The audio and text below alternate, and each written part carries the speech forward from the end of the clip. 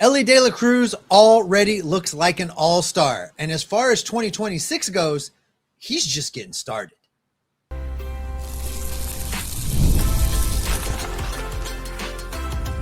You are Locked On Reds, your daily Cincinnati Reds podcast, part of the Locked On Podcast Network, your team every day.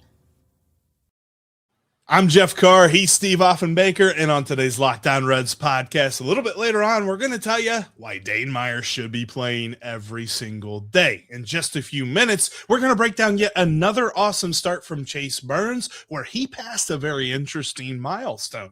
But we will begin with Elly De La Cruz, number 44, the man who is on fire right now, and as many are saying, it's not even really getting him started so far this season, because quite frankly, Steve, the game looks slow for him. It looks like everything is just coming to him, and he is doing everything he can to completely propel this lineup forward. And yet at the same time, it doesn't look like he's working all that hard to do it. I mean, the home run that he hit last night, it went oppo taco. He was hitting left-handed on this one, but ultimately there's been such a renaissance in his game that I feel like we have only begun to see Elly De La Cruz go. He's playing defense well. He's hitting right-handed well. Look, Jeff, in the last 7 games that he's played, just the last week's worth of games, 379, 438 with a slugging of 793, 4 home runs, 12 RBIs. That's really good. And as you expand it out, if you want to say sample size to me, cool. 15 games, 339, 397, 694. A month, 291, 362, 590.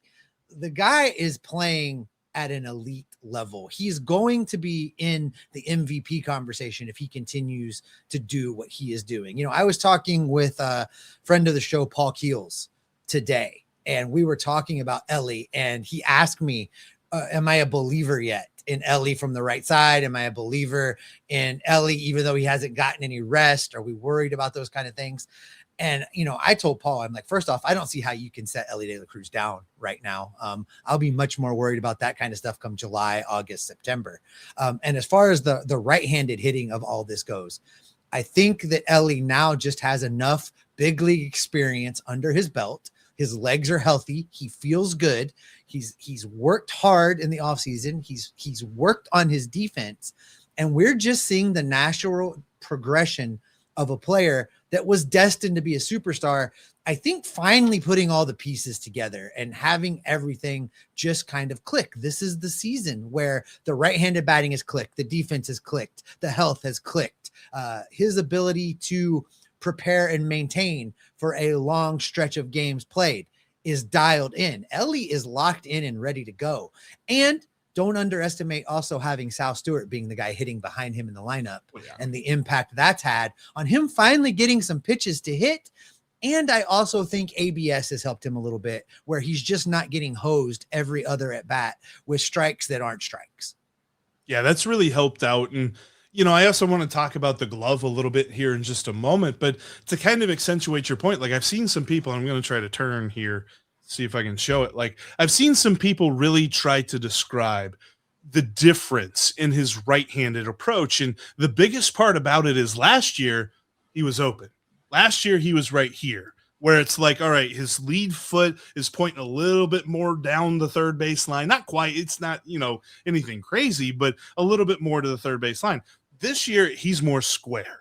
It's not as pronounced. And so when he steps in, and he's taking a much bigger step as well, he is able to cover that outside corner. So you cannot just throw the ball outside. That was one of the things that he really struggled with when it came to hitting right-handed last year. Those breaking balls low and away, just he couldn't do anything with them, and especially the off-speed stuff. But that's the key part in all of this. There isn't a pitch that is getting past him right now. He is slugging, at least according to Baseball Savant, he is slugging over 600 against fastballs. He's slugging over 600 against breaking balls. He's only slugging in the 300s against off-speed pitches. But you know what? He's hitting over 300. His batting average is over 300 against off-speed pitches. So it's like, okay, sure, you can throw him an off-speed pitch and he's not going to get extra bases on you. but he's still going to be standing down at first base because he's going to get a single. And he has improved his eye. He's walking more than he ever has this season. But the hilarious part of all of this, as much as he is going, he's actually striking out just a tad more than last year. So that can come down and he can hit even better. Stevie's hitting 291 with a higher strikeout rate. I thought strikeouts equaled bad, but it doesn't look that way because he is absolutely going crazy. He's in the 99th percentile, the top percentile in the league in average exit velocity. Everything about what he is doing is real. And there's still some numbers that it's like, yeah, he could probably improve his squared up percentage a little bit more. He could probably improve his chase rate a little bit more, although his chase rate, top 19% of the league. Like, he's doing really good at not swinging at bad pitches.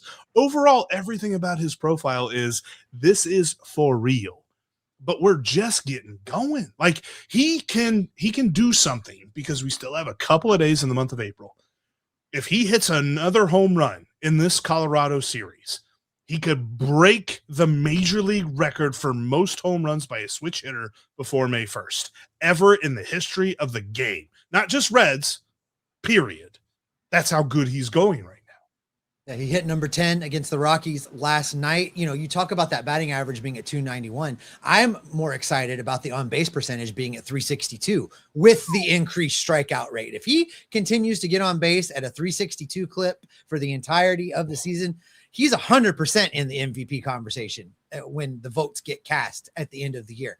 I am really excited at what we're seeing from Elly De La Cruz. I think we're finally seeing all of the things we thought, all of the things we talked about, all of the hype, it's all coming together right now in a form of a healthy, excited, energetic Elly De La Cruz that's just getting the job done. If he continues to blast the baseball the way that he has, followed by Sal Stewart, this lineup is going to score tons of runs.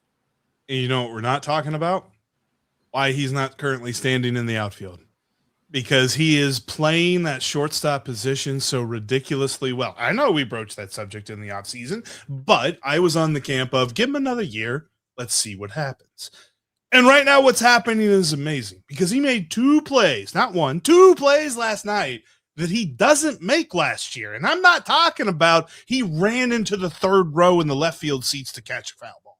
I'm not talking about some crazy over-the-shoulder catch. Those things he does all the time. No, what he did for the first play was he ranged as far to his right as possible to get a bouncing ball that he dug out of the dirt, transferred to his throwing hand, and threw as he was falling away to third base, threw to first base and got a guy out. That was phenomenal. But then he followed it up in the seventh inning with Graham Ashcraft struggling. He had runners on the corners. You know, like, oh boy, runners on the corners, one out. And then a bouncing ball that took a really bad hop that always ate up Elly last year. He was able to keep in the moment, bring his glove up to his chin, get the ball, snatch it, flip it to Matt McClain. Matt McClain turns two and gets it to first base, and they get out of the inning without any damage whatsoever. There are multiple times that Elly, as much as the pitching did what it needed to do at certain points, but Elly's glove shut down the Colorado Rockies. And that in and of itself was phenomenal, to say nothing of the 3-for-4 night that he had at the plate. Do you think Graham walked off the field after that inning going, so this is what it's like to have defense play behind you? I didn't know that was legal. Yes. Yeah, we remember so many times last year that he just got so unlucky. And so he saw what it's like. It was so beautiful. So beautiful. Listen, Jeff, this I know for sure that Elly De La Cruz is going to continue to rack up the numbers, rack up the statistics. All-star. And as long as he stays healthy, all-star, it's in the bag. But he wasn't the only guy that showed out a little bit. Chase Burns had a tremendous start once again for the Cincinnati Reds, and he is fast becoming the real anchor of the Cincinnati Reds rotation. We're going to talk about Burns coming up next. Workplace chaos, deadlines stacking up, inboxes overflowing, and the one position that you have to fill is still sitting open. When the pressure's on and you need the right hire, this is a job for Sponsored Jobs. Indeed Sponsored Jobs helps reach the people who actually fit what you're looking for: skills, experience, location. So you're not just hoping the right candidate stumbles across your posts. And here's the stat that says it all. In the minute that I'm going to be talking to you, companies like yours made 27 hires on Indeed, according to Indeed data worldwide. So if you're hiring, spend less time searching and more time interviewing candidates who check all of your boxes with Indeed Sponsored Jobs. And listeners of Locked On Reds can get a $75 sponsored job credit to help get your job the premium status that it deserves at Indeed.com/podcast. Just go to Indeed.com/podcast right now and support Locked On Reds by saying you heard about Indeed on this show. Indeed.com/podcast. Terms and conditions apply. Need to hire? This is a job for Indeed Sponsored Jobs. ED is way more common than most guys think. Millions of guys deal with it at some point, and that's exactly why HIMS offers a straightforward way to handle it. HIMS connects you with a licensed healthcare provider online, giving you access to legitimate ED treatment options from the comfort of your home. No awkward appointments, no pharmacy lines, just a straightforward process that makes it easier to take care of yourself. The whole process is simple. You just complete a quick online intake and a provider reviews your information. If treatment is right for you, it ships directly to your door in discreet packaging, which makes the whole experience feel private and stress-free. To get simple online access to personalized, affordable care for ED, hair loss, weight loss, and more, visit hims.com/lockedonmlb. That's hims.com/lockedonmlb for your free online visit. hims.com/lockedonmlb. Prescription required. See website for details and important safety information. Sildenafil is the generic version of Viagra. Viagra is a registered trademark of Viatris Specialty LLC. HIMS is not affiliated with or endorsed by Viatris.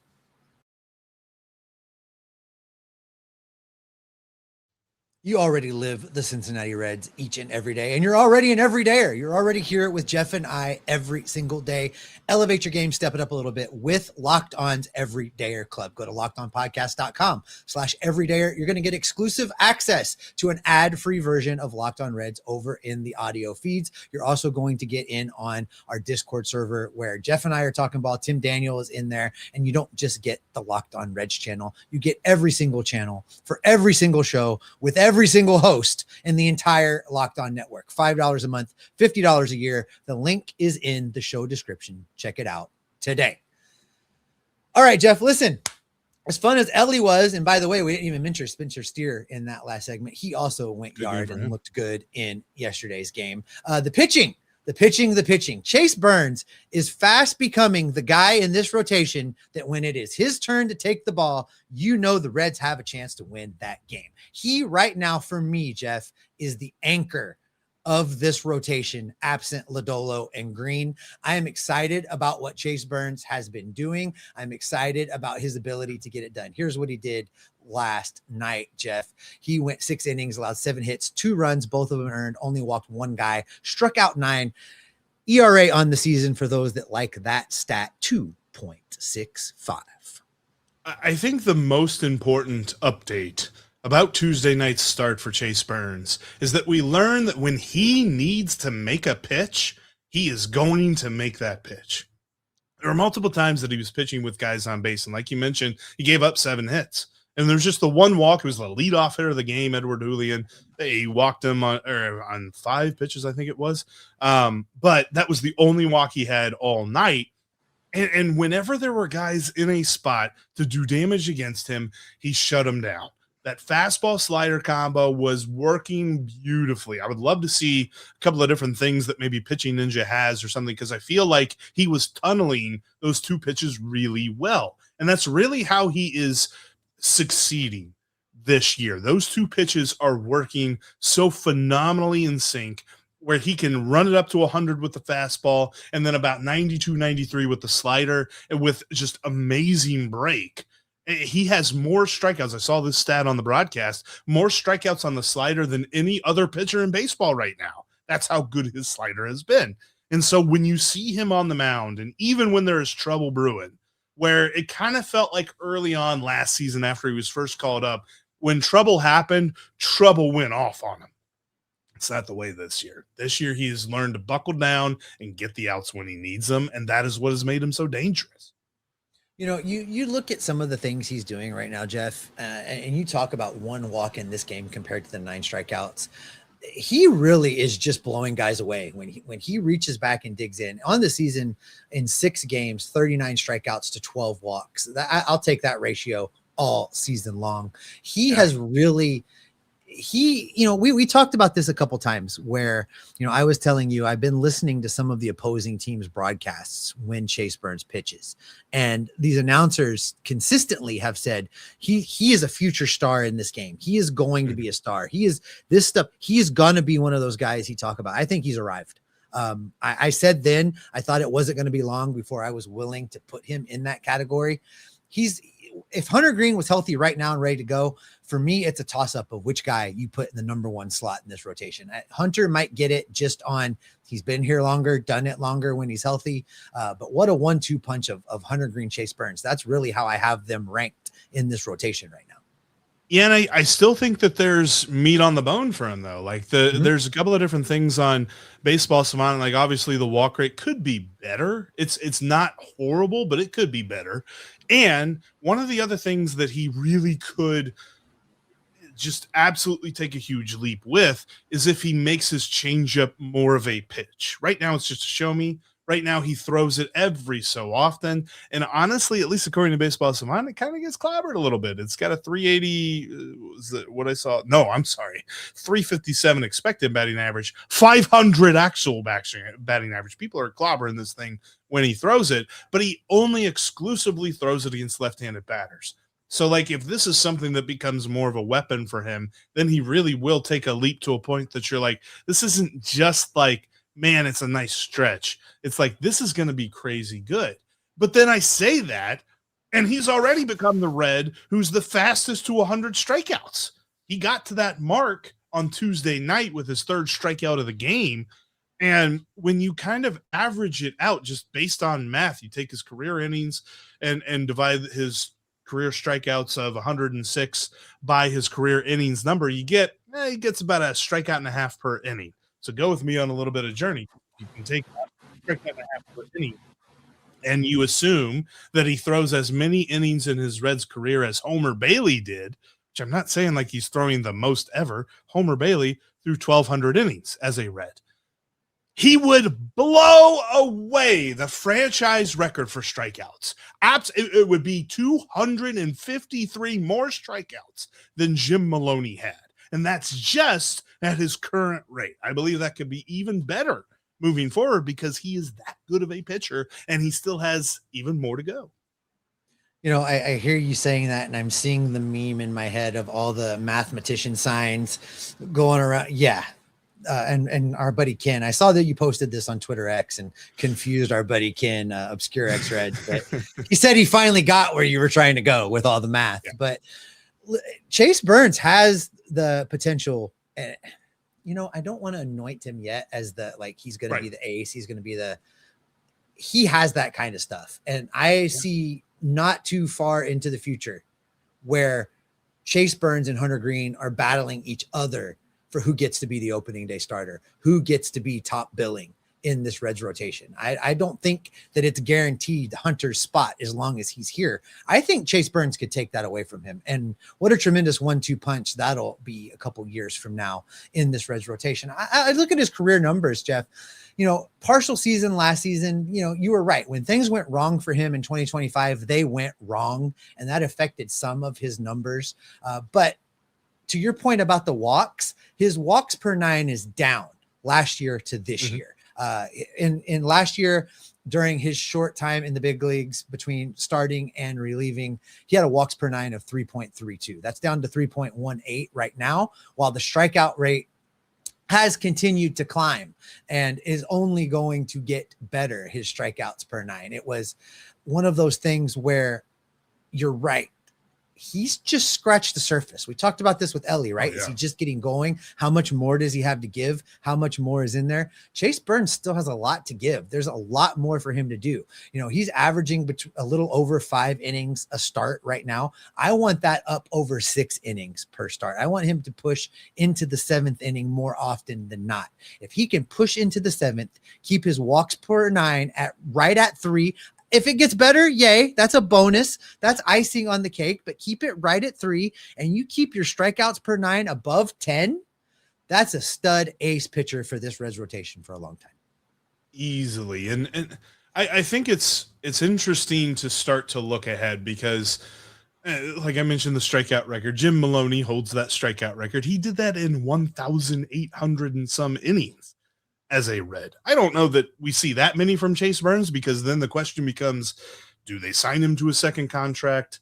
Those are things we don't know right now. But if he just gives the Reds 5 good seasons of, I don't know, let's say 180 innings on average, maybe 170 innings because his first couple of years has been a little bit lower, then you're still talking near 1,000 innings. You're still talking about close to setting the record for the franchise number in strikeouts in just 5 seasons. That's how crazy he's going right now. And I think to the point of his longevity for his career, he has exactly 66 minor league innings. And so long as he continues the trajectory that he's on, that's all the minor league innings he's ever going to have, unless we're talking about like rehab appearances here or there. So this is a guy that is giving most of his time to the major league level, and we're only going to see that increase because he is such an amazing pitcher. And I can't wait to watch his next start, which is going to be in Pittsburgh, I believe. I look at the number of days. I think it'll be on Sunday in Pittsburgh. So that'll be a lot of fun. But I know this, Steve, there's been a lot of fun as well from the guy that the Reds acquired to be TJ Friedel's understudy. Coming up next, I'm going to tell you why it's time for Dane Myers to come out of the shadows and stay on the field for good. It's baseball season, and you can trade every game over on Kalshi, whether it's the day's game or you're looking at season-long win totals. Kalshi has all of those markets available to you. In fact, right now, the odds of the Reds winning 85 or more ball games this season are at 44%. That means if you make a $100 trade on the Reds to win 85 or more ball games, the payout is at $218. And that just feels like free money. I don't know why people don't think the Reds are just going to win. That's all they've done to start the season. On Kalshi, you're trading against peers in a live market, meaning there's no house. And as the probability changes, you can buy in and out of your position. For a limited time, download the Kalshi app and use code LOCKEDON to get $10 when you trade 10. Kalshi. Kalshi. Trade on anything. 18 and older only. Restrictions and eligibility requirements apply. Event contract trading involves risk and may not be suitable for all investors. Prices, values, and available markets may differ from those mentioned. For more information, see kalshi.com/regulatory.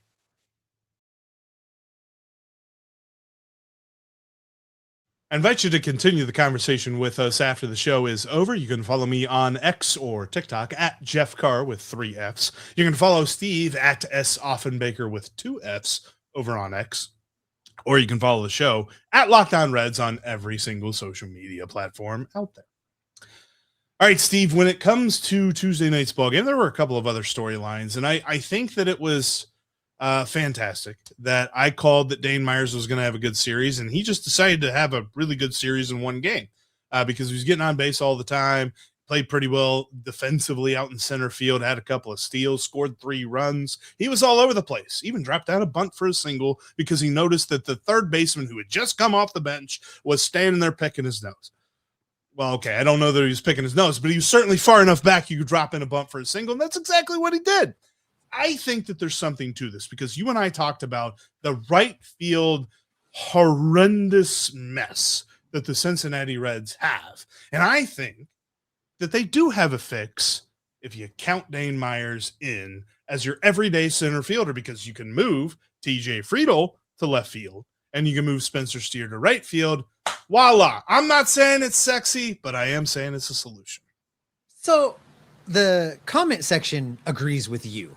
Yesterday's show, I was reading the comments on the YouTube feed, and there were a lot of let Dane Myers play, let him play, just let him play. And my initial reaction, just knowing the statistics, is he's not good against right-handed pitching.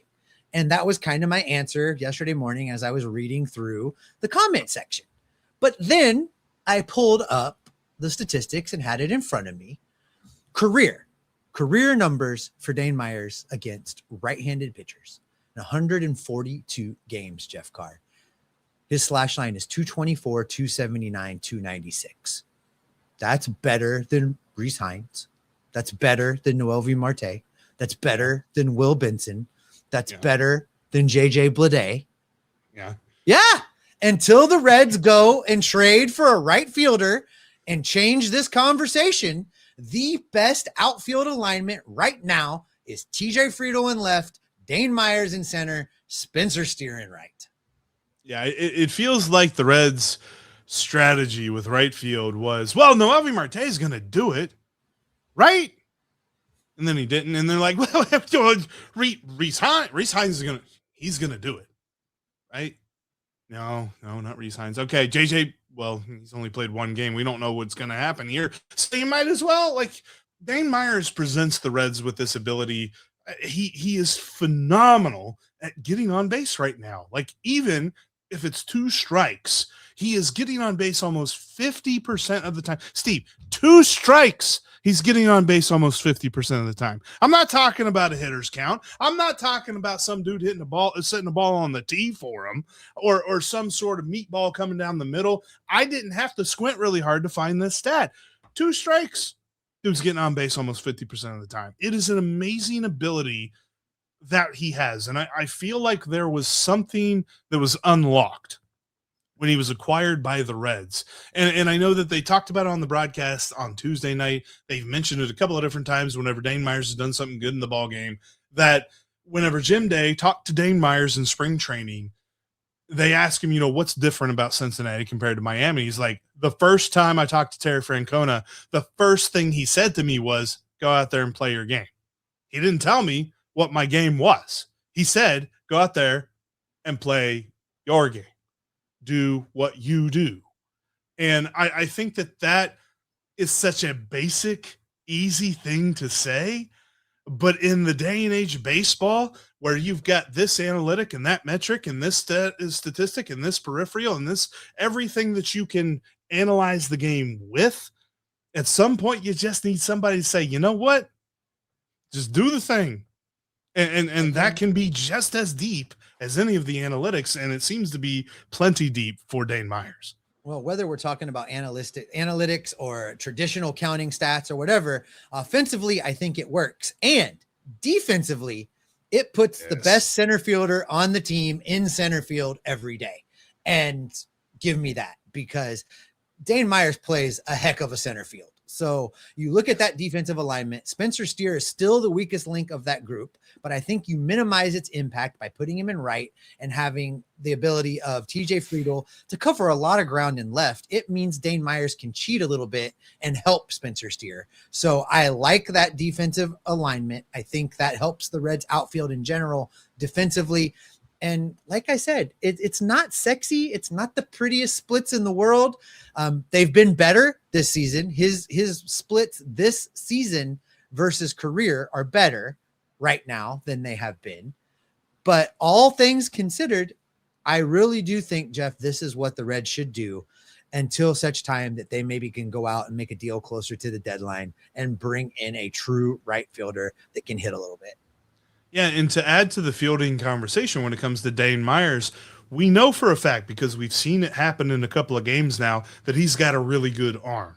He doesn't have any outfield assists, but there have been those almost assists where it's like he nails his throw and the base runner saw it before he threw it, so he stayed back and he didn't try him.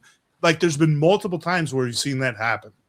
And I think as we move forward, there's going to be a couple of those outfield assists that we just go, oh boy, because that arm it's a weapon. And I really am excited to see what that happens, or what happens with that there. Cause I love it. You're right. I think he locks down center field in a way that we were kind of worried about in the first week of the season with TJ, where it just seems as though he was a step slower. And it's like, how can they fix this? It's easy. Just put Dane Myers in center field, baby. Yeah, TJ Friedl is not the first player, or will he be the last player that played a really good center field that, as time went on, had to move to a corner because he lost a step. And it's there's just the way it goes. That's baseball. And I think now is the time to make that switch. Jeff, I'm with you. I as much as I wanted to push back against this yesterday morning when I was reading the comments, you know what, everydayers, you guys were spot on. You spun me around. The more I thought about it, the more I read the statistics, the more I decided you guys are absolutely right. With what this team has available to it right now, that is the best way to go.